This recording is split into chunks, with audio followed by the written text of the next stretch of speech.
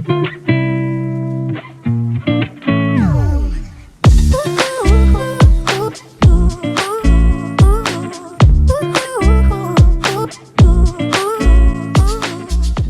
going on, everybody? We're back with another video here.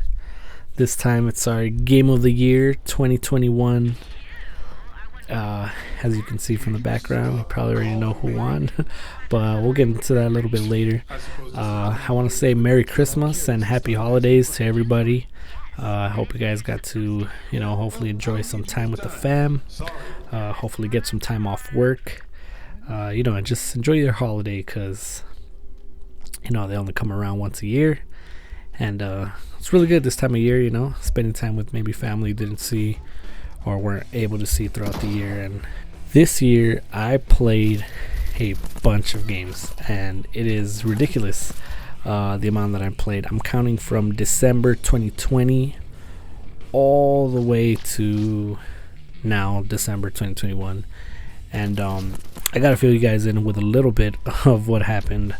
I actually graduated from college in 2020, and back when I was going to college, I didn't have a lot of time to play video games, so this was the first year I got to play video game catch-up, and I'll let you guys know what I played, because there's definitely a lot of games didn't qualify for the nominees because they were super old, and then there's others that didn't qualify because they were technically 2020, but otherwise they're really good. There's games that I didn't play that I have and I'm working on, and then of course the nominees, which is actually just 4, but we'll get into that. But first, I'd like to say, if you guys like everything video games and just talking about life and different topics, please hit that subscribe button and join the souls. I'm more than certain you'll enjoy your stay here. So, and let's get into the games. So, here are the old games that I was able to catch up on, and I really enjoyed playing. I got to play Detroit Become Human. Not too bad of a game, real realistic. The original Spider-Man, Marvel Spider-Man, the greatest Spider-Man game ever made. Outer Worlds, which is kind of like a funny take on Fallout. Dying Light, can't believe I didn't play this game, probably the best zombie game out there. Resident Evil 7, decided to dip my toes into that franchise, starting with that game, and wow, was I blown away. I will get more into that in later videos. Titanfall 2, the campaign, everybody kept saying you gotta play the campaign, and I gotta say it was action packed. And Resident Evil 2, the remake. Like Resident Evil 7 so much that I had to go back and play that. And now let's get more to the more recent games. And these are also still disqualified. Weren't able to put them in the nominees. But for last year, it was Cyberpunk 2077, which, bugs aside, I will review that game once it comes out for the PS5, but I actually did enjoy my time playing that. I wasn't as harsh as other people were. A lot of bugs, but for me, partly was still playable. We got The Last of Us 2, another very controversial game with the game direction that it went. I personally liked it, but this might be a hot take, but I think the first one's better. I think The Last of Us 2 was very well written. Agree or disagree with the direction, it was really well told. Two things though, I don't think they added anything more that the first one didn't offer. When I played the first one, I thought it was revolutionary. And this one's the same stuff, which there's nothing wrong, right? If it's not broken, don't fix it. But there wasn't really anything new, and the ending, my god, the ending, I didn't like it at all. Ghost of Tsushima, which I will just put it out there, was my game of the year of 2020. I cannot tell you how much fun I had playing Ghost of Tsushima. is one of those games where everything you do is not boring. It's a whole island to explore, and you literally want to go explore every inch of this island. Game of the year 2020. Unfortunately, couldn't put it on this list, but very good. I also did finish the Cold War campaign, Call of Duty. Not much to say there.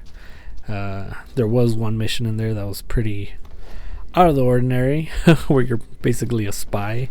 But, nothing to say there. And Spider-Man Miles Morales. I believe that's the first game that I played on the PS5. Also, very, very great. Technically 2020 game, so I won't put it on the list. But, yeah, great games as of 2020. And here are the games that I didn't play, which were Resident Evil Village. Haven't had time, but I do own it. Guardians of the Galaxy, which I hear is very, very underrated. But I have it, ready to play it. Halo Infinite. I do have a PC. Unfortunately, my graphics card isn't really up to date. Everything's up to date except my graphics card, and we all know what's going on with that. So, haven't been able to play that. And Far Cry 6. I'm not sure if any of these could have taken my game of the year, but unfortunately, I didn't play those, so they will be excluded. And I'm currently playing Death Stranding, the director's cut for PS5. And It Takes Two with my girlfriend. So far, having really fun with that. And basically, the nominees for this year will be Ratchet & Clank Rift Apart, which I don't think gets enough credit, unfortunately. Got snubbed at the Video Game Awards, which it is the Video Game Awards. I won't give it too much slack. But graphically, it looked like what Cyberpunk should have looked like. Worlds were so immense. Just the sheer fun you have in this type of open world platformer, shooting, boss fights. Ratchet & Clank is so underrated. I enjoyed it so much, and I just did want to give it some recognition, even though it didn't win for me. Final Fantasy VII Remake for the PS5. I know that's technically also a 2020 game, but they re-released it for the PS5, and gotta say I had a blast playing that game and made a good run for its money, even compared to Ghost of Tsushima.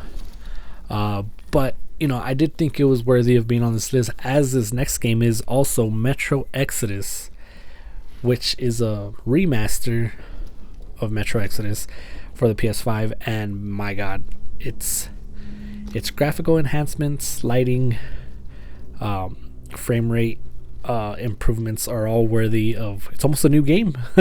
And I wanted to almost call that my game of the year. It just wouldn't be fitting, seeing it came out so long ago. But it was a contender. Like I said, these games to me, they released this year and really made an impact when I was playing these. And the last but not least was Deathloop. And man, I gotta say, Deathloop really was something else. It is my game of the year, as you'll see in the gameplay here. This was just a mission where I basically infiltrated one of the bases, and I was looking for one of the secret weapons that you can find, and I got them. But very, very, very simple. It's not too. This mission wasn't too action based, but trust me, there's plenty of action. On this one, I kind of just sneak around, hack some doors, open the vault, get my guns, and then dip out. And I gotta say, let me tell you my quick journey in this game. So I got this game on Black Friday, super cheap, discounted, and I was like, I just gave this a 10. I was like, it has to be worth something, right? I played it, and I gotta say, I didn't get through the prologue, and I wasn't even. I finished right before the prologue ended, and all I can think of was, man, I don't know what the hell is going on. So I stopped playing it for a little bit, a couple days, and I got back on it. I finished the prologue, and I was still lost. Like there was files to read, there was, you know, challenges to track, and it felt a little overwhelming. And then I was like, no, let me give this a fair shot. Let me go in there and see what I can do. And as soon as you do one loop, everything starts to click, and you start realizing, man, the basis of this game is so crazy. You are looping over and over between the morning, noon, afternoon, and evening, and you know, you could only do what you can. You do remember what you did, but you don't get to keep anything. And that concept to me was, obviously I don't think this is the first game to do this, but to me I was like, whoa, this is something else, this is something different. And sure enough, that's what we had here. And not just that, there is there's an in-game currency called Residium, I think, that you can acquire this Residium throughout your play, and at the end you could actually inject that Residium on some of your items so you can keep them throughout your loop. So throughout your loop you will have some items that, you know, keep recurring with you. But man, that gameplay, once you start getting the hang of it, you're like, damn, this is pretty neat. And there's you know, little cutscenes here as the more you discover. The goal is to break the loop, and the only way to break the loop is to kill all these assassins that are basically scattered throughout the game. Now the trick is to try to get them all in the same place in one day or one loop, and as you investigate, you'll see, oh, these people are together at this time of the day, and so on and so forth. Very unique to me personally. You know, I've never played a game like this. So, you know, if you know a game that's sort of like this, you know, let me know. But Arcane Studios, fantastic job. Made me want to look at their previous games, and that's the Dishonored series, which was one of the games that I didn't play, so I'll probably go back and do that. But yeah, this game was really fun. You get power-ups too, get a lot of Bioshock vibes, you know, magic in one hand, gun on the other. And not just that, there's like secret weapons that you kind of gotta figure out to get. There's hacking, there's sneaking, so much in this game. It's truly worthy to me of Game of the Year. Now, not without complaints.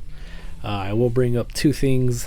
One that I've heard frequent complaints about is the AI. The AI is a little bit stupid, a little bit dumb. Not to me, you know, not too dumb to the point where I'm like, oh my god, this is a cakewalk. But it was just right enough, right? Because you could easily get overwhelmed, and in the harder levels, you technically can die twice in a loop and you rewind, but if you die a third time, you lose everything and you start from scratch, and it makes it that much more risky. If you find yourself like, oh, you died early, you fell off a cliff maybe, and then you get overwhelmed on a second encounter, and you're down to your last life, and you literally can't do nothing. You can't save, you can't, like, there's no hack where you can turn off your PlayStation or something. You're kind of stuck with what you have. So there's a little bit of risk to it. It's not hard at all. As you can tell here, it's just sneaking, finding items, finding, as I said before, there's guns you can track that are only available during certain times of the day. And there's different maps. There's like 4 different maps that you can explore, and you can explore each one of those maps during the morning, noon, afternoon, or evening. So, and they're all different. As you go through the story, you notice how the story is developing throughout the day, and then at the end of the day, you know, everything's trashed. But truly a game I think is worth playing. One complaint is the AI. Second complaint is the length. I think you can find yourself beating this game relatively quickly if you just want to breeze through. But if you find yourself, exploring, finding little things here and there, trying to get all the upgrades for your slabs, that's your powers. You could really spend a lot of time on this game. Threw me by surprise. Very surprised at the outcome of this game. So please, if you guys can, leave me your game of the year. If you guys played anything, I'm sure if I didn't name it already. But yeah, appreciate you guys' time. Thank you very much, and I'll catch you guys in the next one. Coming out with a New Year's resolution video. Be out soon. Peace out. What I've been thinking lately, but behind closed doors, I'm a fool for your love. You said we had it all, that shit would drive me crazy. Cause outside is no feelings, baby. You say it's hard to tell what I've been thinking lately, but behind closed doors, I'm a fool for your love.